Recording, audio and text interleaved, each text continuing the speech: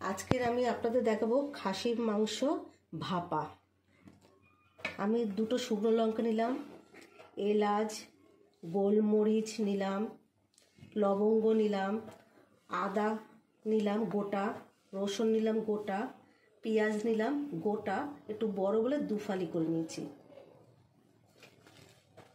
এই হলো লঙ্কা, মাংস, নুন আর সর্ষের তেল দিয়ে ভাপাটা হবে। এইবারে দেখুন, ভালো করে দেখুন, আমি মেখে রেখে দিলাম, 2 মিনিট মেখে রেখে দেবো। তারপরে আমি এসে দেবো আপনার ওই কী বলে প্রেশার কুকারে সিটি খাওয়াবো।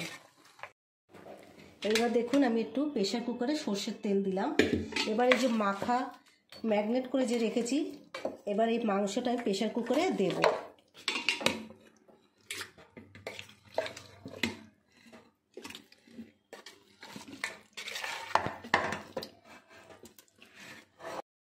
দেখুন, এবার পুরো আমি প্রেশার কুকারে দিয়ে দিলাম। একদম জল দেবেন না, এই জলের মধ্যেই, এই মশলার মধ্যেই পুরো মাংসটা সিদ্ধ হয়ে যাবে। এইবার আমি পরিমাণ মতন গরম মশলাটাও দিয়ে দেবো একবারে।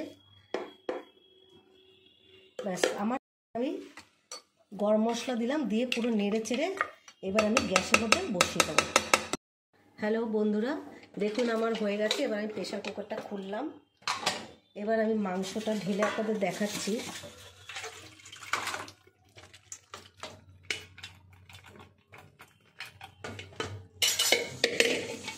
দেখুন মাংসের কালারটা কি সব গোটা।